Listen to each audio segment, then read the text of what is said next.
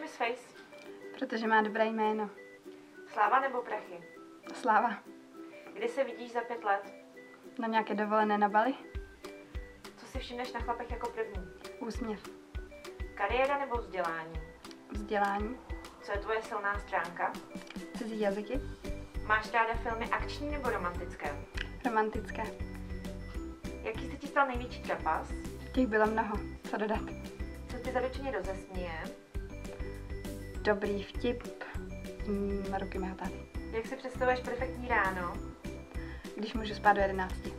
Ranní ptáče nebo sova? Sova. Vysněná dovolená? Bora Bora. Život v Čechách nebo v zahraničí? V Čechách. Co jsi nikdy nikomu o sobě neřekla? Že vlastně nejsem blond? Slané nebo sladké? Slané. Kdo je tvůj idol? Johnny Depp. Co by si nám nejlepšího mohla uvařit? Kulajdu.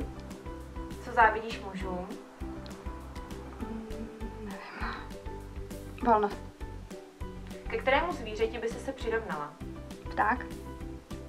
Co je nejhorší možný dárek? Pračka. Co tě v poslední době potěšilo? Přání ke krásnému dni. Kdy jsi se naposledy opila? Ježiš, nikdy. Focení spodního prádla nebo přehlídka před 1000 lidí? Přehlídka před 1000 lidí.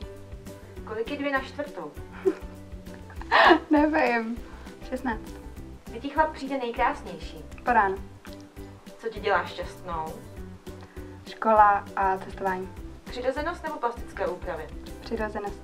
Jakou otázku chceš, aby jsme ti položili? Jaký mám den? A jaký máš den? No přeci super. Čokoláda nebo rýžový chlebíček? Rýžový chlebíček.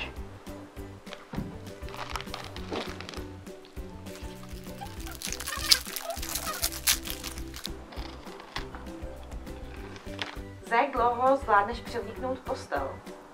Nikdy jsem to neměřil, ale tak 4 hodinka. A můžeš nám to předvíst? Jasně, jdem na to.